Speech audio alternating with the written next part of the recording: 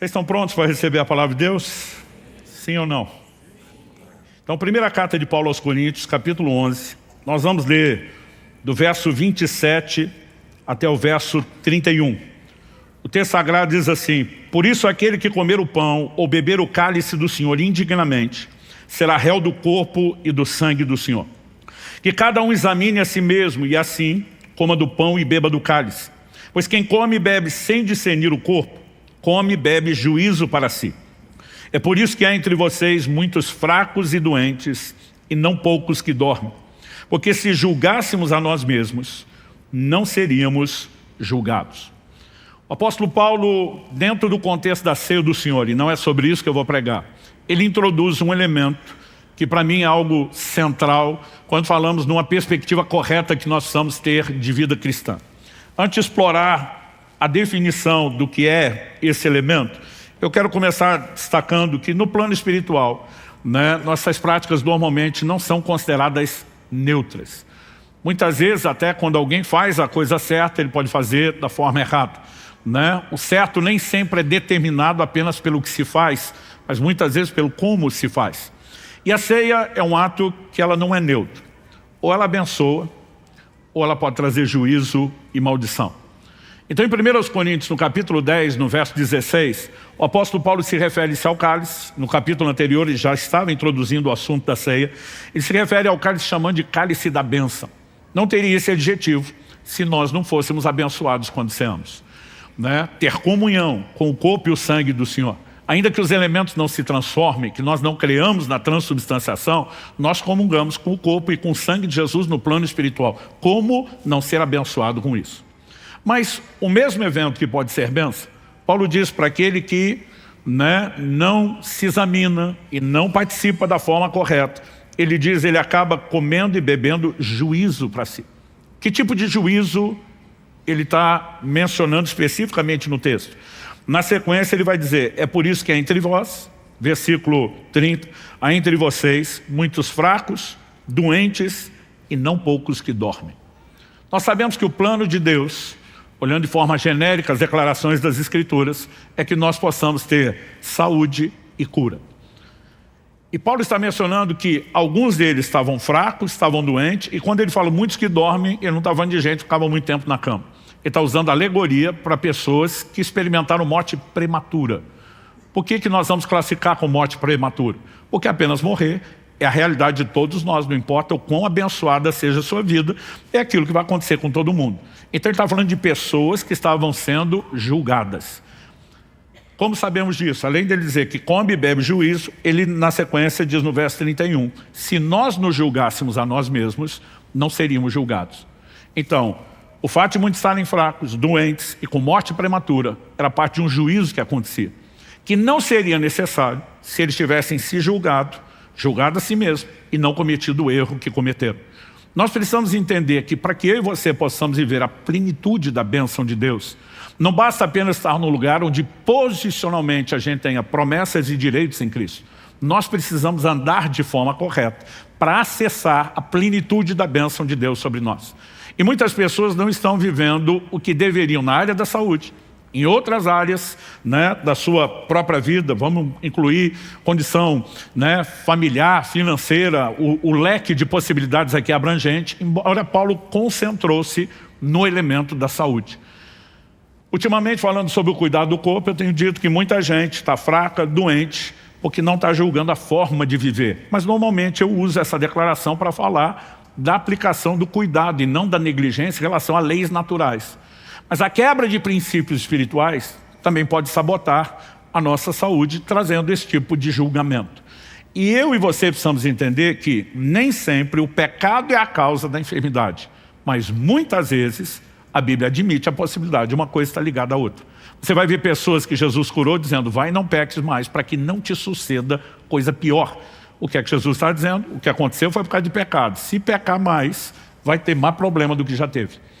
No livro de Tiago, quando ele fala sobre orar com os enfermos, chamando os presbíteros da igreja para ungir com óleo, ele diz assim, o enfermo será curado. E se houver cometido pecado, serão perdoados. E se houver cometido pecado, não é como, olha, pode ser que alguém de vez em quando pecamos, porque nós sabemos que a probabilidade de tropeço é bem mais frequente.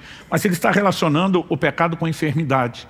E está dizendo que Deus não ia tirar apenas o sintoma, a consequência, ele ia mexer na causa do problema. Então, equivocado é quando alguns, no estilo dos amigos de Jó, querem fazer a análise inversa. Sempre que tem alguém enfermo, a pessoa quer tentar trazer alguma garantia de que a origem é pecado. Nem sempre. Nós podemos ter quebra de leis naturais, nós podemos ter também quebra de leis espirituais, nós podemos ter situações a mais. Mas a Bíblia também trata dessa possibilidade de que essa quebra de princípios espirituais traga consequências. Muitas vezes é uma porta aberta e outras vezes é juízo acontecendo. E se isso pode ser prevenido, porque quando ele diz, se nos julgássemos a nós mesmos, não seríamos julgados, e a razão dele estar trazendo todo esse ensino é para que as pessoas não tropecem, então nós precisamos entender qual é o cerne da questão. Onde eles estavam errando? O apóstolo Paulo diz assim, pois quem come e bebe sem discernir o corpo, come e bebe juízo para si. Discernir o corpo é a chave, é o ponto central aqui. E é esse o assunto da nossa conversa hoje. O tema da minha mensagem hoje é discernindo o corpo de Cristo. Né? Nossas preocupações, eu quero insistir nisso, não deve ser apenas em fazer a coisa certa, mas fazer a coisa certa do jeito certo. E não importa se o assunto é a ceia do Senhor, porque o que eu quero te mostrar é que o que está por trás dessa declaração de Paulo não se limita apenas à maneira de praticar a ceia do Senhor, mas a toda a vida cristã de uma forma geral. O que é discernir o corpo. Então, aqui nós temos um conceito muito específico. Né? Ele está falando sobre discernir o corpo de Cristo.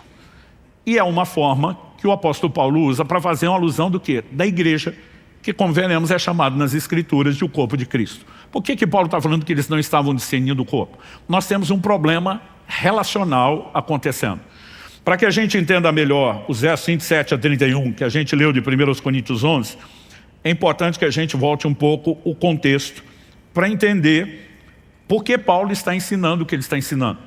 Então, no verso 17 de 1 Coríntios 11, o apóstolo diz assim, mas nisso que agora prescrevo, não posso elogiá-los, porque vocês se reúnem não para melhor, e sim para pior.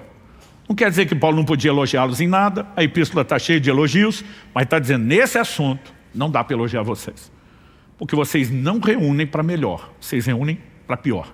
Ou seja, além de não estarem sendo edificados, aperfeiçoados, acrescentados, a reunião de vocês só está sabotando vocês em relação ao que poderiam experimentar em Deus. O que está acontecendo? Paulo vai no ponto. Porque antes de tudo estou informado de que quando se reúnem na igreja existem divisões entre vocês. E eu em parte acredito que isso é verdade. E até é necessário que haja partido entre vocês, para que também os aprovados se tornem conhecidos entre vocês. Quando, pois, se reúnem no mesmo lugar, não é a ceia do Senhor que vocês comem. Paulo vai abordar o assunto da ceia, mas está dizendo que o que vocês estão fazendo não é a ceia do Senhor. A explicação, verso 21, porque quando comem, cada um toma antecipadamente a sua própria ceia, enquanto um fica com fome, outro fica embriagado. Será que vocês não têm casas onde podem comer e beber? Ou menosprezam a igreja de Deus, envergonham os que nada têm? Que posso dizer a vocês, devo elogiá-los? Nisso, certamente não posso elogiá-los. Aqui o pai está botando ordem na casa e corrigindo os filhos, e ele vai tratar de um ponto que você precisamos compreender, inclusive com uma lente cultural. Hoje a gente fala na ceia do Senhor, a gente pensa na experiência que temos, normalmente uma vez por mês, o primeiro domingo do mês, né, que é um pedacinho de nada de pão e um cálicezinho que só não é menor porque é quase impossível fazer menor. Porque a gente pensa no elemento prático. Eu lembro quando criança eu ficava frustrado. Eu falava, meu pai, por que tem que ser tão pequeno? Né? E ele citava uma parte do texto de Paulo, quem tem fome come em casa. Né? Mas eu ficava frustrado, quer dizer, a gente espera um mês para um negócio tão pequenininho desse. Né? Mas meu pai dizia, olha, nós fazemos isso em caráter simbólico hoje, com a quantidade de pessoas, não dá para fazer do jeito que eles faziam. E foi meu pai quem abriu os meus olhos para entender o jeito que eles faziam. Quando Judas escreve e ele fala sobre os vossos ágapes, que muitas traduções modernas já foram para a expressão festas de amor, o que eram os ágapes ou as festas de amor? Os crentes se reuniam para comer junto. não apenas pelo propósito da refeição, mas ao decidir ter a refeição junto, o propósito era ter comunhão. Então vale lembrar que a primeira ceia celebrada por Jesus diante dos seus discípulos, ela na verdade acontece numa outra ceia. Que ceia era essa? A ceia de Páscoa. A ceia de Páscoa, pela determinação da lei de Moisés, ela não tinha só o pão e o vinho. Era uma refeição completa. Tinha proteína, a carne do cordeiro assado estava lá, tinha fibras, saladas, ervas amargas estavam lá, e entre os elementos que se comiam, havia o pão, né, para se comer e o vinho para se beber. Jesus destaca dois elementos de uma refeição que é maior do que aquilo. E ele diz, todas as vezes que vocês consumirem esses dois elementos, não significa que a gente só possa fazer a ceia com esses dois e nada mais presente, vocês vão fazer isso em memória de mim. Então, culturalmente, quando você olha para a história da igreja, eles faziam refeições juntos. Mas Paulo está dizendo, o que vocês estão fazendo não dá para chamar da ceia do Senhor. Porque vocês não esperam uns pelos outros. Cada um começa a comer antecipadamente sua própria ceia. E Paulo está dizendo, tem gente com fome. Quando ele faz a pergunta no verso 22, será que vocês envergonham os que nada têm? Tinha gente que não tinha comida para levar para essas reuniões. Mas ele não apenas não ficaria sem comer, como teria o privilégio de comer com o restante da família em Cristo. Mas como cada um comia a sua própria, quem não tinha passava fome. E outro estava abusando, a ponto de Paulo falar que beberam tanto vinho que ficaram embriagados, o que nunca aconteceria se fosse só o cálicezinho do tamanho do suco de uva que a gente toma. Então, nesse contexto de desordem, que Paulo está falando, vocês não estão discernindo o corpo. Ele está falando do quê? Da igreja. Ele está falando de uma maneira correta de relacionar com as pessoas. Quando ele diz, vocês menosprezam a igreja de Deus, é que essa atitude de falhar com os irmãos é falhar para com o corpo de Cristo, que é a igreja. E ele diz, não discernir o corpo é a chave do problema de vocês. Mas como eu disse, esse assunto não se limita à ceia. Na verdade, nós temos uma premissa que deveria alinhar toda a forma de eu e você vivemos a vida cristã, que é discernir a pessoa de Jesus por trás de tudo. Não só quando temos reuniões da igreja, relacionamentos com os irmãos, mas por trás de tudo, absolutamente tudo que eu e você fazemos. Nós precisamos entender que a tônica do Novo Testamento aponta que o cristão tem que fazer pensando o tempo todo, o que eu faço é para Jesus. Olha o que Paulo diz em Colossenses, capítulo 3, eu vou ler do verso 22 ao 24. Servos, obedeçam em tudo aos seus senhores aqui na terra. Fazer uma pausa, servo aqui é escravos. Obedeça aos seus senhores é o amo, o dono, o proprietário de vocês. A gente pensa que muitas vezes é um desafio você tentar praticar os princípios que Deus pede para nós dentro do contexto da família. Maridos, amem suas esposas. Esposas, respeitem o seu marido. Quando fala, pastor, mas é difícil. Eu digo, numa relação que vocês entraram por que quiserem e por amor. Imagina um escravo, que não tinha a menor opção. Ele não trabalhava pelo salário que ia receber, ele não tinha liberdade nenhuma, não era dono de si, servia um outro que era o proprietário dele. Imagina o nível de motivação que o escravo acordava de manhã para trabalhar. Não era bem aquele tipo de coisa, acordei, esse vai ser o melhor dia da minha vida, porque vou fazer tudo que alguém que é meu dono quer que eu faça e eu não tenho vida própria. Eles não tinham nenhuma motivação na perspectiva humana, social, emocional, para ter empolgação naquilo. Mas Paulo está dizendo, vamos voltar aqui no verso 22, Colossenses 3, servos, obedeçam em tudo aos seus senhores aqui na terra, não servindo apenas quando estão sendo vigiados, visando somente agradar pessoas, mas com sinceridade de coração, temendo o Senhor. Sinceridade de coração e temer a Deus é importantíssimo para entender o que nós estamos falando. Tudo o que fizerem, façam de todo o coração, como para o Senhor e não para as pessoas. Você pode repetir isso comigo? Diga, tudo o que fizerem, façam de todo o coração, como para o Senhor e não para as pessoas. Depois ele diz, sabendo que receberão do Senhor a recompensa da herança. Você faz para Ele, é Ele que te recompensa. Ele está dizendo, servos, vocês não podem trabalhar pensando em agradar uma pessoa. Basicamente ele está dizendo que você não vai ter empolgação ou motivação nenhuma para isso. O máximo que você pode fazer é produzir melhor, sob vigilância para evitar punição. Mas ninguém tinha empolgação. Ele diz, mas se você servir, fazendo para Jesus, Ele sim vai te recompensar. Agora, tudo o que fizerem não se limita só aos servos. Embora eu digo, quando esse tipo de orientação vinha aos escravos, nós precisamos entender que era um ambiente de menor motivação. Né? Efésios 6, versos 7 e 8. Sirvam de boa vontade, como se estivessem trabalhando para o Senhor e não para as pessoas, sabendo que cada um, se fizer alguma coisa boa, receberá isso outra vez do Senhor. Seja servo, seja livre, ou seja, a instrução é para todo mundo. Há uma orientação específica aos servos, aos escravos. Mas ele diz, seja servo livre, todo crente tem que fazer para Jesus. Quando eu e você começamos a pensar nessa perspectiva, dá para entender melhor o ponto principal do julgamento das nações em Mateus 25. Jesus, a partir de Mateus 24, começa a falar do fim de todas as coisas. Do seu retorno, dos eventos finais. E em Mateus 25, ele entra no assunto do julgamento das nações. Então, as nações serão trazidas diante dele, ele vai separar as ovelhas à direita, os bodes à esquerda, e aí começa o julgamento. Qual é o ponto do julgamento? Jesus vai elogiar o grupo que ele separou da direita, as ovelhas, dizendo, eu tive fome e vocês me deram de comer. Eu tive sede e vocês me deram de beber. Eu estive nu, vocês me vestiram. Eu estive enfermo ou preso, vocês me visitaram. O próprio Jesus vai dizer que vão perguntar para ele, quando foi mesmo que rolou esse negócio? Porque você tem que entender que Jesus está falando do tempo do fim. Não é a geração que teve próximo, fisicamente falando de Jesus. A maioria dessas pessoas, ao longo de gerações, e já 2000 anos se passaram, vão estar pela primeira vez vendo o Senhor Jesus. Cara, então a pergunta é, quando foi mesmo que nós fizemos o Senhor? Porque nem nós estamos entendendo o que o Senhor está falando. A explicação de Jesus é, quando, Mateus 25:40, o rei respondendo lhes dirá, em verdade lhes digo, que sempre que o fizeram a um desses meus pequeninos, foi a mim que vocês fizeram. Jesus está dizendo, quer você esteja ciente disso, quer não. Quer tenha te ensinado, explicado, quer não. Tudo que você faz, eu vou considerar como algo que você fez para mim. Fez o bem? Fez para mim. Mas para outro grupo ele vai dizer, mas vocês. Eu tive fome, vocês não me deram de comer. Eu tive sede, não me deram de beber. E aí ele vai dizer, quando negligenciaram essas pessoas, me negligenciaram. Tudo que você faz, para o bem ou para o mal, Jesus está dizendo, no final das contas, eu vou tratar como sendo para comigo. Isso precisa trazer no meu e no seu coração o temor. Gente, quase todas as outras áreas de ensino que trazemos, elas estão relacionadas com entender uma premissa básica como essa. Por exemplo, nós gastamos 3 domingos falando dos pecados da língua. E o dia que eu abordei murmuração, falei que segunda-feira é o Dia Internacional da Murmuração. Porque quando acaba o fim de semana e a turma vai voltar a trabalhar, todo mundo volta murmurando. Mas se você acordar amanhã, não importa o frio que esteja, a chuva, né, e lembrar que o que você vai fazer durante o dia deve ser feito para Jesus, caberia aqui a murmuração? Porque se você está murmurando contra Ele.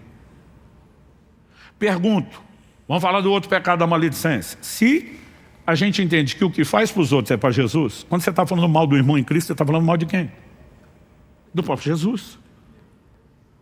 Gente, se nós não entendemos que isso rege toda a perspectiva de comportamento de vida cristã, nós não vamos muito longe.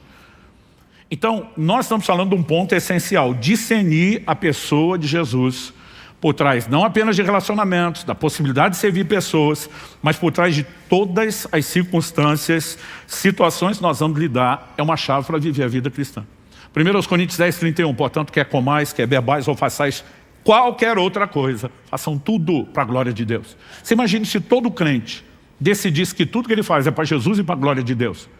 A gente não ia ter mediocridade no trabalho, a gente ia ter excelência e dedicação em todas as áreas. E o que eu acho curioso é que tem gente que tem dificuldade de entender isso. Até quando nós falamos do ministério. Volta e meia eu tenho pessoas me falando assim, mas cara, precisa dedicar do nível que você está fazendo? Eu falo, para quem que nós estamos fazendo? Se ele é digno do nosso melhor, por que é que nós vamos dar o pior? Porque quer você lembre, quer não, que está fazendo para ele, no dia da prestação de conta ele vai dizer, foi para mim que você fez bem feito ou mal feito. Ou que você não fez. Então assim, isso tem que nortear a nossa vida. Agora, quando a gente fala de discernir o corpo, teologicamente nós precisamos passar aqui por 2 questões. A Bíblia tanto fala do corpo físico de Jesus, como fala do seu corpo místico, espiritual, a igreja, que meu pai redundantemente gostava de chamar do corpo corporativo, que é a união de nós todos. Agora, quando falamos do corpo físico, eu e você precisamos entender algumas coisas. A primeira delas é que Deus, uma das suas qualidades, características e atributos, é que Ele é eterno. Ah, pastor, nós também somos. Nós somos no sentido de não ter fim, mas temos começo. Deus não tem começo nem fim. Agora, se tem algo que tem um começo, é o corpo de Jesus. Porque o Deus pré-existente, num momento da história e da cronologia, decide assumir para si um corpo que Ele não tinha antes. É por isso que o livro de Hebreus, citando o Antigo Testamento, um salmo messiânico diz, sacrifícios e ofertas não quiseste, antes um corpo me formaste. Jesus não teve início ao nascer, o que teve início foi um corpo. O Deus pré-existente é que o ocuparia. Filipenses 2 explica que eles subsistiam na forma de Deus, não teve o ser igual a Deus como algo que tinha que se aprender, mas se esvaziou. Não se esvazia da identidade, ele não deixou de ser Deus. Mas ele deixa de lado atributos que nós chamamos incomunicáveis, que cabem só a Deus. E ele decide viver nessa terra como homem. A Bíblia diz que ele teve fome, teve sede, teve cansaço, teve sono, estava debaixo de limitações que Deus não tem. Ele não usou o atributo da onipresença, a capacidade de estar presente em todos os lugares. Ele é um lugar de cada vez, limitado e confinado ao seu corpo. Ele não usou o atributo da onisciência. A Bíblia diz que ele cresceu em sabedoria, em conhecimento, precisou de aprendizado. Tem hora que você vai ver Jesus fazendo perguntas, que se estivesse usando onisciência não precisava fazer. Ele não usou onipotência, que é ter todo o poder. Atos 10, 38 diz, Deus ungiu a Jesus de Nazaré com o Espírito Santo e poder, o qual andou por toda parte, fazendo o bem, curando a todos os oprimidos do diabo, porque Deus era com ele. Não diz porque ele era Deus. Foi ungido e Deus era com ele. Tudo que Jesus fez no seu ministério, cada milagre operado, ele fez como um homem ungido pelo Espírito Santo. E se eu e você não entendemos isso, não vai fazer o menor sentido a fala de Jesus em João 14. Quem crê em mim fará não apenas as obras que eu faço, mas até outras maiores. Se o que ele fez como Deus, jamais poderíamos fazer o que ele fez, o que dizer coisas maiores. Então, nós precisamos entender, o corpo de Jesus tem um papel central na obra da redenção. Hebreus 10:10 fala do sacrifício do corpo. A gente fala pouco sobre o sangue, mas quase nada sobre o corpo. Mas o corpo de Cristo, além de todo o mistério da redenção, ele serviu um propósito. Qual foi o propósito? Foi por meio dele que Jesus agiu, que o seu ministério aconteceu, que ele pôde funcionar cumprindo o plano e o propósito de Deus nessa terra. Mas quando Jesus morre e depois ressuscita, nós temos um processo chamado na Bíblia de glorificação. O que significa isso? Significa que Jesus, depois da ressurreição, Colossenses 2:9 diz que nele hoje habita corporalmente a plenitude da divindade. Se quando assume um corpo, ele deixa de lado certos atributos da divindade para ver como homem, depois da ressurreição, a plenitude está lá. A diferença é que agora o corpo continua. Ou seja, depois que Jesus foi assunto ao céu, não deixou de ter um corpo físico. Uma das falas de Jesus para Tomé é, um espírito não tem carne e osso como vocês em que eu tenho, pode me tocar e apalpar. E aí você precisamos entender que, embora ele ainda tenha o corpo foi assunto aos céus. Ou seja, eu e você hoje não temos a oportunidade que outros tiveram de servir esse corpo físico. Mas a mesma lógica se aplica ao corpo espiritual. Que lógica é essa, pastor? Vamos pensar aqui um pouco junto. Desde que Jesus nasceu, esse corpo físico foi cercado de proteção e cuidado, com Deus provendo isso de diversas formas, maneiras e pessoas. Os pais de Jesus, José e Maria, têm um papel essencial em todo o cuidado, né? Nós precisamos entender, Jesus foi amamentado, carregado no colo, precisou ser educado, teve todo tipo de cuidado dentro de uma família, que envolve de cuidados físicos, emocionais, né, e tudo o mais. Mas não foi só isso. Do nascimento de Jesus à sua morte, nós vemos Deus provendo pessoas para oferecer todo tipo de cuidado. Então vamos lá. Por ocasião do nascimento de Jesus, você tem duas cenas de adoração bem distintas. Uma delas é um coral de anjos cantando, falando a respeito da chegada do Senhor, que os pastores do campo vêem. Mas o outro são os reis magos que vêm de longe, movidos por Deus, por uma revelação divina, numa outra explicação, para eles terem essa notícia. E eles vêm trazendo o que como oferta de adoração? Ouro, incenso e mirra. Por que é que um recém-nascido vai precisar de ouro, incenso e mirra? Quem precisava não era Jesus diretamente. Seus pais precisariam. Pouco tempo depois do nascimento, Deus revela em sonhos a José o plano de Herodes de matar Jesus. E não apenas adverte antes, mas orienta que ele fuja para o Egito. Quem foi que financiou não só a ida ao Egito, mas o tempo de permanência durante anos? Ofertas como essa que chegaram. Desde o nascimento até a morte. Quando Jesus morre, José de Arimateia, um homem que além de rico tinha alta influência, a ponto de acessar Pilatos, o governador, insiste em que Jesus não seja tratado como indigente, pede para retirar o corpo da cruz e sepultá-lo no seu próprio túmulo. Você vê pessoas sendo mobilizadas por Deus, do nascimento à morte de Jesus, para exercer cuidado com aquele corpo. A pergunta é por quê? Porque era por meio desse corpo que Jesus agia. Mas nós temos o corpo místico espiritual, que é a igreja. Efésios capítulo 1, versos 22 e 23, eu vou ler na tradução brasileira. Ela diz assim: ele sujeitou todas as coisas debaixo dos pés e, para ser cabeça sobre todas as coisas, o deu à igreja, está falando de Jesus, a qual é o seu corpo, o complemento daquele que enche tudo em todas as coisas. Estou lendo a tradução brasileira, é uma versão de 1917, né, muito parecida no seu estilo com Almeida corrigido, mas ela teve na sua revisão gramatical da língua portuguesa nomes como o de Rui Barbosa. Uma tradução que ela tem sido mais popularizada recente do que na época. É uma das únicas que usa a expressão que a igreja é o seu complemento. A maioria das outras versões traduziram plenitude. Plenitude é quando algo fica inteiro. E o que a Bíblia está tentando dizer é que Jesus não está inteiro sem o seu corpo. Ele é chamado de o cabeça, mas ele tem um complemento, uma continuidade. E aí você precisamos entender a importância disso. Eu vejo as pessoas falando assim: eu não prego igreja, eu prego Jesus. Eu falo, isso é inaceitável, você não pode pregar Jesus sem a igreja. Eu oferecer a cabeça decapitada, separada do corpo.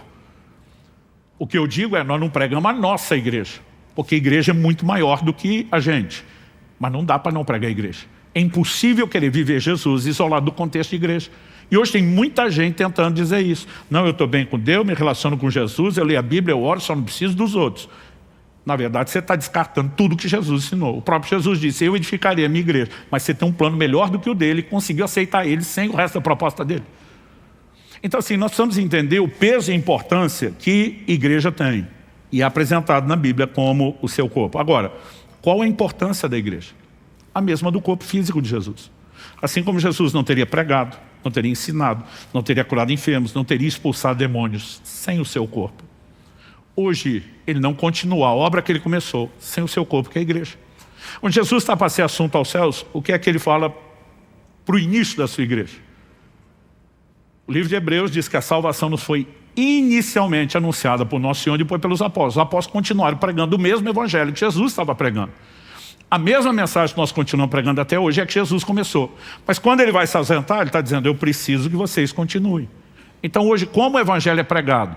Por meio do corpo místico, espiritual, corporativo de Cristo, que é a igreja. Hoje, como ele decidiu que iria continuar curando enfermos, expulsando demônios? Nos dias do seu ministério físico, ele faz isso com o seu corpo físico. Mas depois ele vira para os discípulos e diz: quando vocês forem pregar o evangelho, vocês vão impor as mãos sobre os enfermos, eles serão curados. No meu nome vocês vão expulsar demônios. Ele continua fazendo as mesmas coisas por meio de um corpo que não é físico. Isso me remete ao ponto final da mensagem. Qual a importância do cuidado com o corpo? E para que ele aconteça, precisamos discernir o corpo. É que hoje ele continua agindo por meio do seu corpo. Então Paulo não está apenas falando de discernir uma pessoa, mas discernir o corpo. E nós precisamos relacionar essas duas coisas. Então, feita essa pequena introdução, não, estou brincando. Nós vamos agora para o nosso último ponto, que é a parte prática, né? O cuidado com o corpo hoje. Nós precisamos entender o paralelo, que assim como houve cuidado com o corpo físico, precisa haver cuidado com o corpo místico e espiritual. E quando a gente fala desse cuidado, eu quero ir direto para duas áreas muito distintas que a Bíblia apresenta na Escritura e que a gente não precisa escolher: eu sou desse time, eu sou daquele.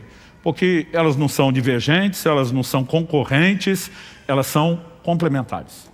Quais são as duas áreas? Em primeiro lugar, a forma como nos relacionamos e interagimos com as pessoas. O cerne do problema abordado por Paulo no nosso texto inicial era relacionamento. Então, quando ele está falando, vocês não estão discernindo o corpo, quando menosprezam os que nada têm, alguns estão com fome, vocês estão comendo só ceia, tudo isso dizia respeito a um problema de interação. Mas olha essa declaração específica e abrangente de Paulo em 2 Coríntios, capítulo 8, verso 12. E deste modo, pecando contra os irmãos, ferindo a consciência fraca que eles têm, é contra Cristo que vocês estão pecando. O que é que Paulo está dizendo? Se você entende que os irmãos são parte do corpo de Cristo, não tem jeito de você pecar contra os irmãos e não está pecando contra Cristo. Então vamos lá para a lógica de 1 Coríntios. Se alguém não discerne o corpo e fala em relação a isso, ele colhe juízo. Mas nós trabalhamos a premissa inversa também. Se ele discerne e trata corretamente, ele é abençoado. Agora, nós precisamos entender que toda interação com as pessoas, ela deve ser vista dentro dessa perspectiva. Porque eu não posso falar mal do meu irmão. Porque se eu falar mal do meu irmão, eu estou falando mal de Cristo. Porque eu não posso ser injusto contra o meu irmão, porque se eu fizer isso, estou sendo injusto contra Cristo. Porque eu não posso negligenciar o cuidado, não só espiritual, mas até o físico. Porque se ele tiver fome, sede, e eu não der de comer e de beber, é a Cristo que eu estou negligenciando isso. Toda a interação com as pessoas, ela é incluída dentro dessa visão. E nós precisamos entender aqui, gente, a importância do serviço. E fazer isso não por obrigação, mas movido de um profundo amor que é melhor do que sua boa vontade. De vez em quando tem gente que reclama: pastor, o tempo todo vocês ficam falando, tem que evangelizar, tem que cuidar, tem que discipular, é só pressão, pressão para trabalho. Eu falo, eu e você precisamos entender que não é pressão. Nós precisamos entender que é orientação. Porque um dia você vai estar diante do tribunal, e se você negligenciou as pessoas, Jesus vai dizer, foi a mim que você negligenciou. Se você quer mesmo esse destino, que pelo menos lá você não diga, meu pastor nunca pregou e ensinou essas coisas. Ou seja, se eu não puder ajudar você, pelo menos eu me safo no dia do tribunal, dizendo, eu fiz a minha parte várias vezes. Mas nós precisamos ser imbuídos dessa mentalidade. Meu filho, aos 8 anos de idade, quando estava nessa fase de completar, ele viajou comigo por quase 6 meses. Era parte de um discipulado intenso, antes que ele fosse estudar fora. E volta e meia ele dizia, pai, de onde o senhor tira essa gana, essa disposição, essa força de fazer o que você faz? Eu falei, filho, o tempo todo tem uma coisa dentro de mim dizendo, lembre para quem você está fazendo. Porque ele falou assim, o senhor vai a lugares de gente que o senhor nunca viu nem vai ver de novo. De onde o senhor tira tanta motivação para servir quem você não conhece? Eu falei, não, eu estou servindo quem eu conheço. Eu estou fazendo isso para aquele que me chamou, para aquele que me mandou fazer isso. O tempo todo é para Jesus. Então toda a minha disposição nasce de um entendimento. Se é para Jesus, vamos fazer da melhor forma. Quem está entendendo? Porque a negligência com o corpo vai nos prejudicar. Tem gente que pensa assim, ah não, é que eu não estou nessa ganância de um galardão tão grande, então eu vou meio relaxado. Jeremias 48:10 neles, maldito aquele que fizer a obra do Senhor relaxadamente. Negligenciar o corpo traz juízo, é autossabotagem, gente. Ou se faz o melhor, ou se faz o melhor, não temos outra opção. Isso começa na perspectiva de servir pessoas. Então toda oportunidade de serviço que temos deve ser feita nessa perspectiva. Nós temos que fazer para Jesus. Mas ao mesmo tempo que Jesus fala de fazer pelas pessoas, tem uma ênfase em toda a Bíblia de também não ignorar o elemento de investimento material e financeiro. Aliás, olha o teor do julgamento das nações de Mateus 25. Eu tive fome, vocês não me deram de comer. Eu tive sede, não me deram de beber. Eu estive nu, vocês não me vestiram. Ou seja, não é só o elemento de interação com pessoas, mas também a maneira como disponibilizamos ou não os nossos recursos. Um dia desses, anos atrás, uma pessoa me falou, vocês pregadores não podiam ser mais parecidos com Jesus? Eu falei, a ideia é essa, a gente tenta.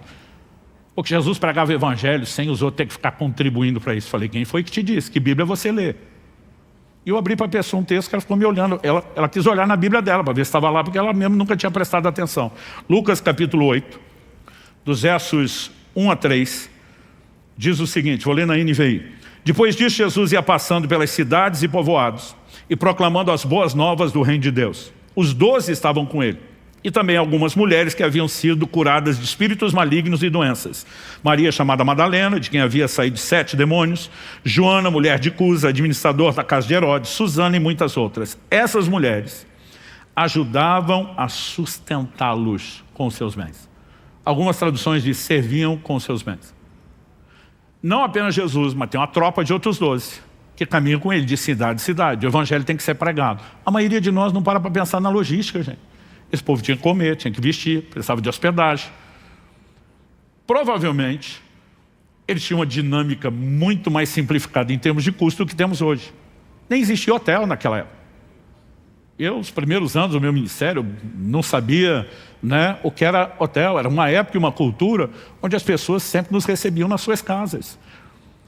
Com o tempo, dado o volume, né, de eventos, as cidades maiores, as distâncias, começou a se apelar à privacidade, para a praticidade do investimento no hotel. Hoje talvez a gente tenha despesas financeiras maiores, mas temos recursos que nem a igreja de algumas décadas atrás tinha, né? Não era a realidade de Jesus, mas sempre houve custo. Quando a Bíblia chama Judas de o tesoureiro que carregava a bolsa, é porque havia contribuições. É lógico que o ministério, o corpo físico de Jesus para executar a sua missão sempre precisou de financiamento. E não é diferente hoje. Então, quando a gente fala a respeito disso, tem um texto em particular que eu não consigo deixar de fora dessa equação. Eu gostaria que você abrisse lá comigo, que está no Evangelho de Marcos, no capítulo 14. Eu quero que a gente leia do verso 3 até o verso 9. Você tem uma tônica quando a gente ensina sobre finança e contribuição. Eu falo muito sobre não apenas fazer a coisa certa, mas fazer do jeito certo. Fazer do jeito certo não é apenas entender motivações corretas, mas princípios. E aqui nós temos um ensino extraordinário. Isso mudou profundamente a minha vida há mais de 2 décadas. O texto diz assim, vou ler do verso 3 ao 9 de Marcos 14. Quando Jesus estava em Betânia, fazendo uma refeição na casa de Simão o leproso, veio uma mulher trazendo um frasco feito de alabastro com um perfume muito valioso. ênfase aqui por muito valioso. De nardo puro. Quebrando o frasco, derramou o perfume sobre a cabeça de Jesus. Alguns dos que estavam ali ficaram indignados. ênfase no indignado. E diziam entre si, para que esse desperdício de perfume? Esse perfume poderia ter sido vendido por mais de 300 denários para ser dado aos pobres. E murmuravam contra ela. A minha tradução murmurava. A NVI diz, a repreendiam severamente. As traduções mais antigas dizem, bramavam. Porque a palavra no original significa literalmente gritar. Ou seja, uma indignação seguida de grito. Não acho que foi só um comentário qualquer. Mas Jesus disse, verso 6, deixa a mulher em paz. Porque vocês a estão incomodando, ela praticou uma boa ação para comigo. Porque os pobres estarão sempre com vocês e quando quiserem podem fazer-lhes o bem, mas a mim vocês nem sempre terão. Ela fez o que pôde, ungiu meu corpo antecipadamente para a sepultura. E arremata. Em verdade lhes digo que onde for pregado em todo o mundo o evangelho, também será contado o que ela fez para a memória dela. Então vamos tentar entender o cenário. Por que tanta indignação? O povo está reclamando de um desperdício. Qual era o tamanho do desperdício na cabeça, na contabilidade deles? Alguém olha para o perfume e faz uma avaliação de pressa. Usado, já aberto, de segunda mão, dava para vender por mais de 300. Mais de 300 pode ser 315, 330, 350. Mas passou 350, alguém diria quase 400. Mas não vamos nem avaliar o mais, porque a gente não sabe quanto mais. Se você pensar só em 300 denários. Denário era o pagamento de um dia de trabalho de um trabalhador normal. Trabalhavam 6 dias na semana e descansavam o 7º. Salário mensal, 25, 26 denários. 300 denários. Nós estamos falando de um ano inteiro. 12 meses de trabalho. Então imagina o valor desse perfume hoje, calculando o que você ganha por mês, multiplicando pelos 12 meses, e a sua renda de um ano.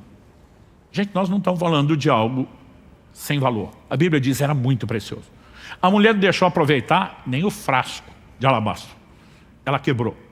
E o povo está indignado. Por que o povo está indignado? Porque a cabeça deles só está pensando no uso de recurso financeiro para bancar projetos. E projetos nobres são mencionados. Um ano de salário, a gente podia estar dando de comer para os pobres, a gente podia fazer isso, podia fazer aquilo. E os projetos não estão errados. Jesus disse no julgamento das nações, eu tive fome e deu de comer. Você está cuidando do pobre. Provérbios 19:16 diz, quem se compadece do pobre empresta a Deus. Não existe nada de errado. Mas Jesus diz, os pobres estão aí o tempo todo. Vocês podem fazer isso o tempo todo. A mim vocês não me têm sempre. Jesus está dizendo, essa mulher viu uma janela única de oportunidade que não podia ser desperdiçada. E aí nós precisamos entender o que Jesus está falando. Porque ele basicamente não está dizendo que as pessoas estavam pensando em projetos, tinham intentos errados. Os projetos eram nobres. Mas Jesus nunca quis que a gente custeasse projeto. O que ele espera é que a gente enxergue ele. E essa mulher enxergou ele. Ele está dizendo, ela fez algo por mim. Uma boa ação para comigo. E Jesus explica algo que precisa ser entendido devidamente na perspectiva teológica. Jesus diz, ela ungiu antecipadamente o meu corpo para a sepultura. O que é ungir antecipadamente? Antes da hora. Do que Jesus está falando?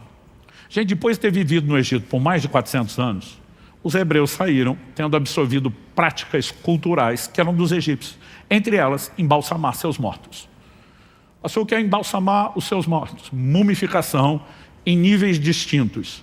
Então, quando alguém morria, eles não apenas envolviam com os panos, aplicavam diversos tipos de óleos e especiarias com a intenção de conservar o corpo. Não apenas porque velório costumava ter mais tempo do que nós temos hoje. Hoje, por lei, 24 horas o caixão tem que estar já fechado e a pessoa sendo sepultada. Salvo exceções e processos distintos, essa é a regra.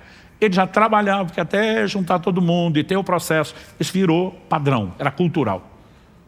Então, normalmente, quando é que você vai ungir o corpo de alguém? Depois de estar morto. O que é que Jesus está dizendo que ela ungiu antes, enquanto ele está vivo? Aqui nós precisamos entender algo que é mais profundo do que parece. Um dos textos do Antigo Testamento, profecia messiânica, mais citado no Novo, no contexto da ressurreição, é o Salmo 16. Não deixará sua alma na morte, nem permitirá que o seu corpo veja corrupção. O que a Bíblia está dizendo que Jesus não apenas ficaria na morte, além do prazo determinado dos 3 dias, mas que o seu corpo, entre a morte e a ressurreição, não entraria em decomposição. Isso é uma chave importante. Por mais que Jesus tenha sofrido, havia promessas guardando a integridade do seu corpo. Nenhum dos seus ossos será quebrado. E as irmãs de Lázaro falaram para Jesus, depois de 4 dias, está cheirando mal, porque a decomposição vai acelerando, mesmo com o processo que eles tinham de evitar que isso acontecesse de forma tão depressa.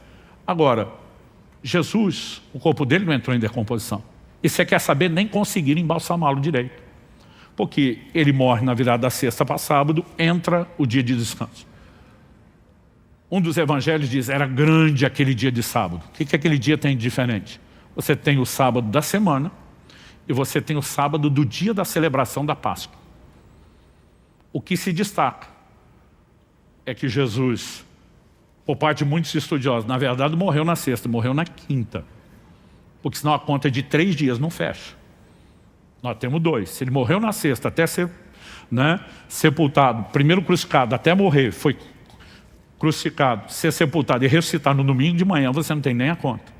Então acredita-se que o sábado da Páscoa caiu na sexta e emendou com o sábado do dia da semana. Então eles tinham um sábado dobrado. Tentaram, fizeram o que puderam, não terminaram. Domingo de manhã as mulheres vão no túmulo não para esperar que ele tenha ressuscitado. A Bíblia diz que elas vão para terminar o processo de embalsamar, que não foi feito. Mas não precisava, porque já estava garantido. Jesus está dizendo que aquela mulher realizou um ato profético.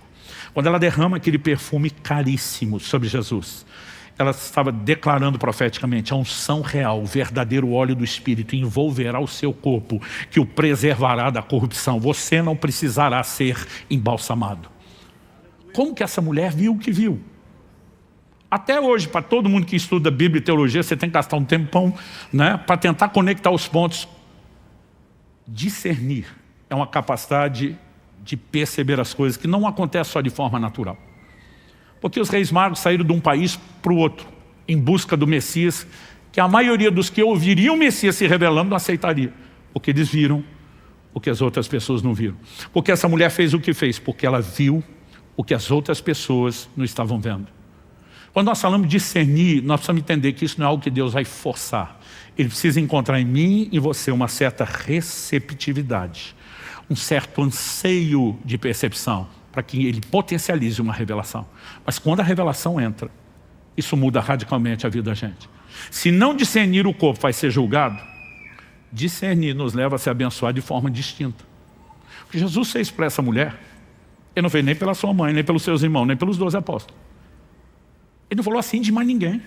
Onde for pregado o evangelho em todo o mundo, em todos os lugares, em cada canto dessa terra, em cada geração, onde o evangelho chegar, Jesus falou que o que essa mulher fez seja contado. Não era apenas para que a gente aprendesse, ele diz para a memória dela, ele imortalizou essa mulher.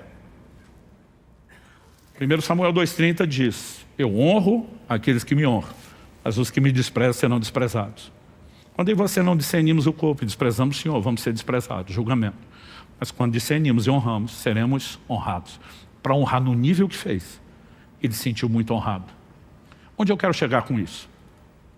Existe no meu coração, como líder, gratidão a Deus por olhar esses 20 anos de história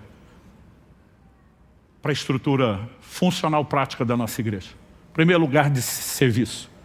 Desde os nossos líderes de célula nos ajudando a cuidar das pessoas, para cada área, departamento de trabalho da igreja, frente de ação social, nosso exército de voluntários, gente, dá uma alegria na gente. Tem espaço para melhorar.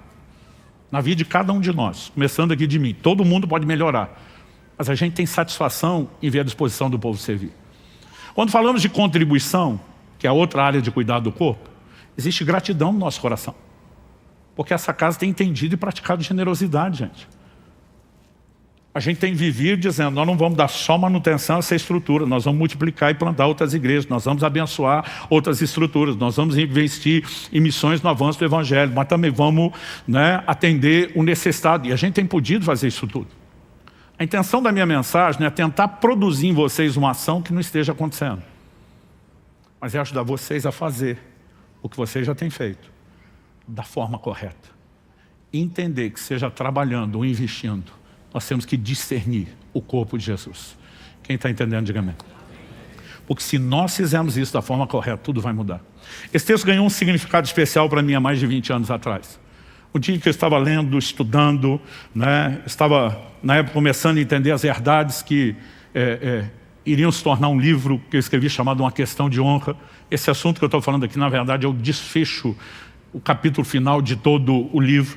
E quando eu estava nesse processo, eu lembro que meditando na oferta dessa mulher, eu fiquei pensando, quando Deus me fez entender o que ela fez, por quê, como foi honrada, como ela viu Jesus em uma oportunidade não só de investir em projetos. Gente, quando as pessoas só olham projetos, elas vão se empolgar com algumas coisas, com outras não. Dezembro de 2005, primeiro verão da história da nossa igreja.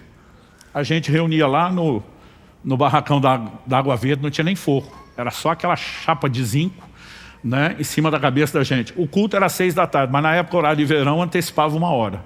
Ou seja, era como se fosse 5 da tarde. Depois daquela tarde fechada, quando a gente entrava naquele prédio, irmão, só a graça.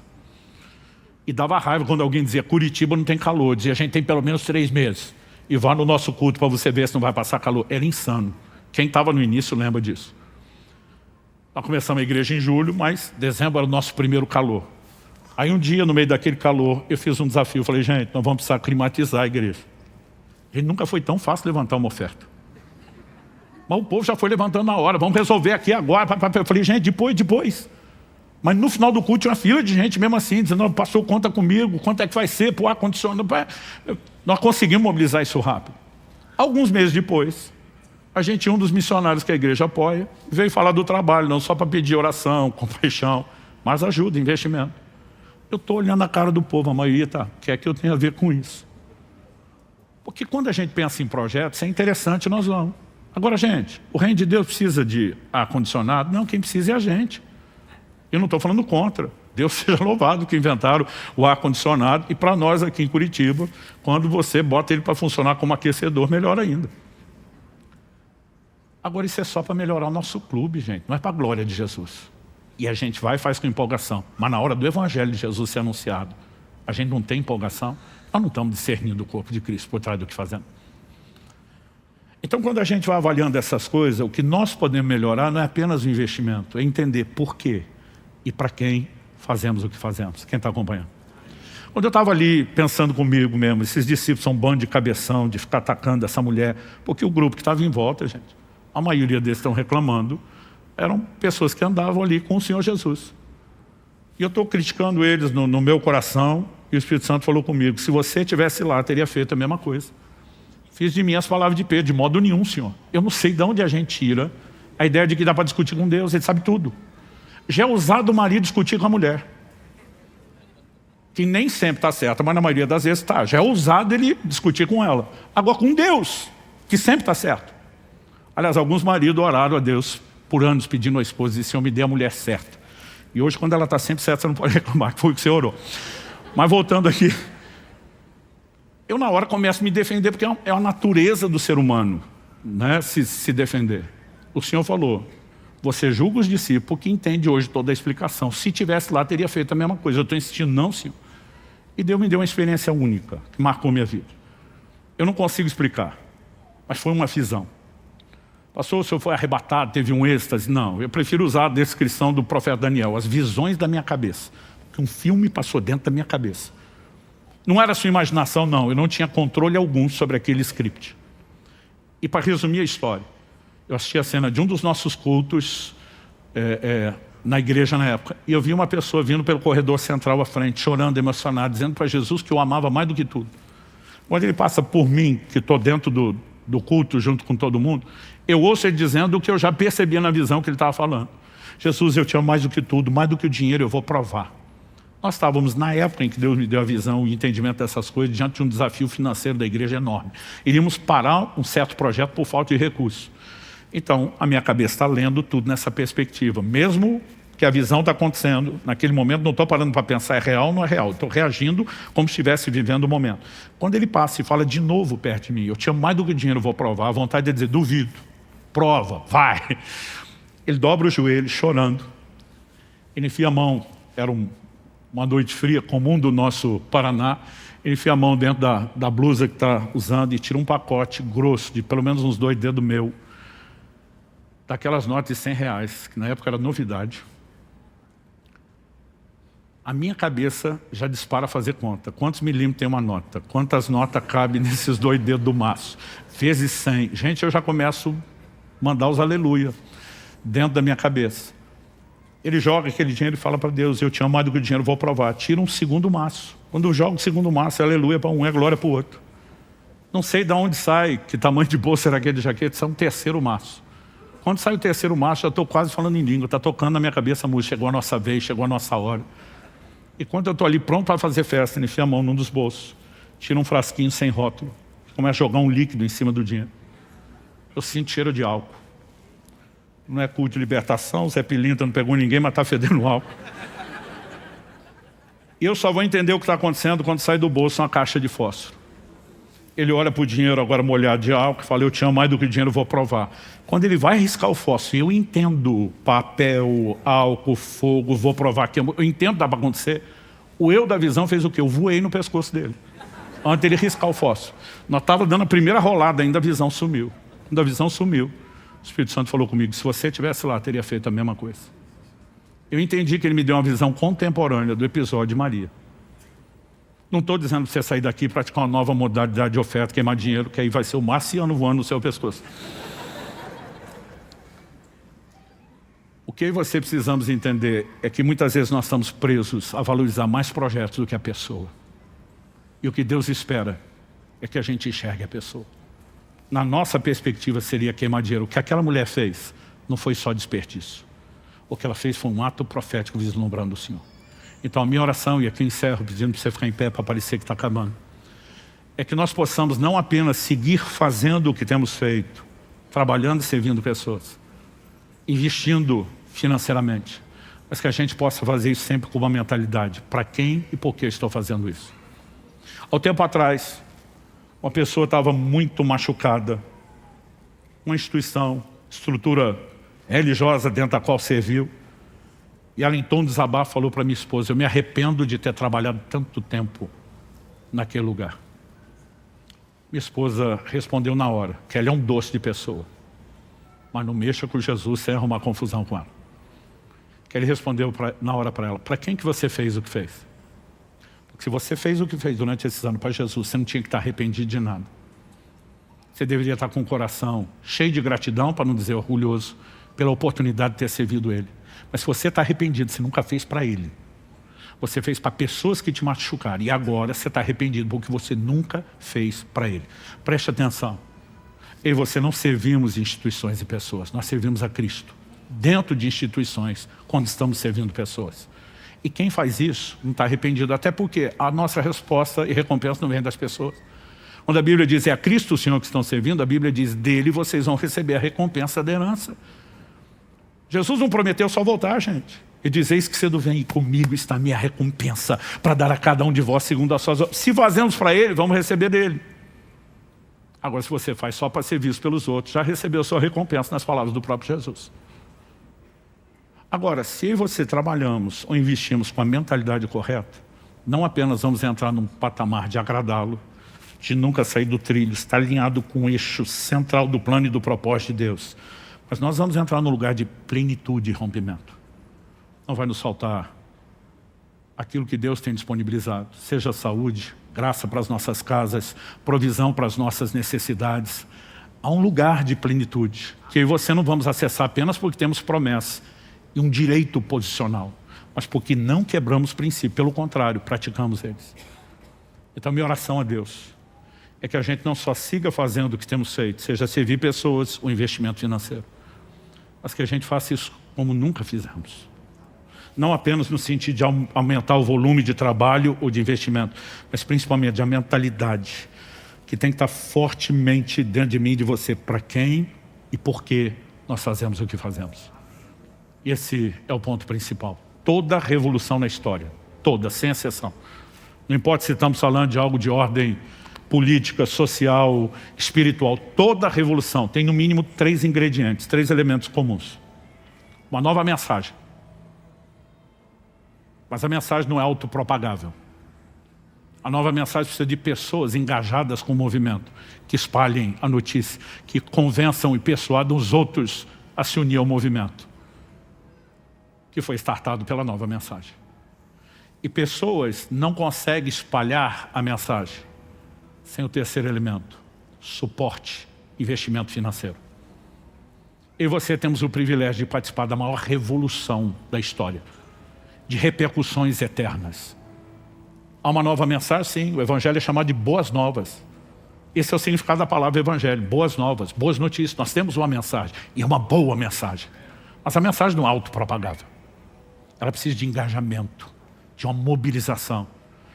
E me ouça com atenção, se vamos viver o que Deus prometeu, e eu creio que vamos chegar lá, que toda a terra se encherá do conhecimento da glória de Deus, como as águas cobrem o mar. Haverá uma revolução para a proclamação dessa mensagem nunca antes vista. A maior colheita de almas de todos os tempos ainda está para acontecer, gente. Mas isso significa que a mensagem que já foi dada vai precisar de um engajamento de trabalho como nunca antes. Mas também vai precisar de suporte e investimento como nunca antes.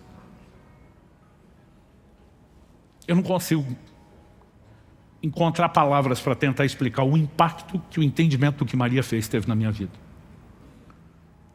As primeira década, vamos dizer assim, do meu ministério como pregador, eu só entendia, Deus levanta alguns para pregar, outros para financiar, são os cooperadores da verdade, que falamos semana passada, os dois se unem, o resultado final está lá. Mas depois de uma década apenas dependendo do suporte de outros, eu entendi a beleza desse investimento como expressão de adoração, de zelo, de uma forma. Eu falei, Deus, pregar a mensagem é um privilégio. Mas o Senhor não poderia me dar o privilégio de fazer as duas coisas? De também ser alguém que além de pregar, investe. E eu comecei a orar e dizer, Deus me dá sabedoria, me dá entendimento, me abra portas.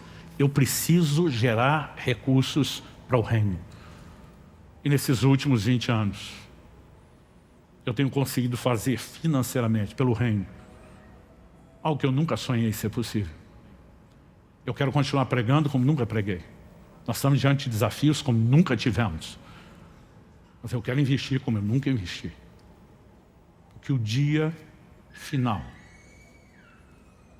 quando eu estiver diante do Senhor Jesus, além daquele sorriso, além da declaração, servo bom e fiel entra. Eu quero conseguir ler por trás do sorriso do rosto dele, não só a alegria de eu ter chegado lá, mas eu ter vivido para honrá-lo. Tudo o que eu e você suportamos vai se pagar sozinho naquele dia. Não há nada que possa se comparar. Paulo diz, as aflições do tempo presente não podem se comparar com a glória que nós há de ser manifesta. Mas imagina a parte do cumprimento da profecia de Isaías, ele verá o fruto do penoso trabalho da sua alma e ficará satisfeito. Me faz imaginar que ele vai olhar para cada um de nós com uma parcela de satisfação. Você, como meu complemento, fez parte disso. Você me ajudou a executar aquilo que eu esperava. São duas áreas que talvez alguns de nós vamos ter um chamado mais forte para uma ou para outra. Eu e você não podemos dizer que só uma é importante ou só outra. E alguns de nós, que já estamos fazendo uma, podemos melhorar na outra. Não significa só que a gente se complementa com áreas diferentes, isso também é verdadeiro. Mas eu oro que essa mensagem entre não apenas na nossa mente, mas no nosso coração, a ponto de fato, moldar a maneira como nós vamos nos comportar daqui para frente. Pai, muito obrigado pelo privilégio de recebermos não só a instrução, mas de estarmos num ambiente onde o Teu Espírito age promovendo despertamento. Eu oro por isso na vida de cada um dos meus irmãos e irmãs aqui presentes, na vida daqueles que nos acompanham por meio dessa transmissão, ou mesmo posteriormente, através de uma mensagem gravada. Que haja, Deus, muito mais do que o efeito humano de uma palestra ou um discurso. Que haja o sopro divino. Que haja compreensão e entendimento espiritual, seguidos de despertamento e de correspondência. Para que, de fato, nossa vida esteja alinhada a esses princípios. E possamos discernir o corpo de Cristo como nunca antes. E, como consequência, agir nessas áreas, com zelo, dedicação e cuidado, também como nunca antes. É a nossa oração em nome de Jesus e para a glória de Deus. Se você crê e concorda, diga amém. Se você recebe essa palavra, diga eu recebo em nome de Jesus.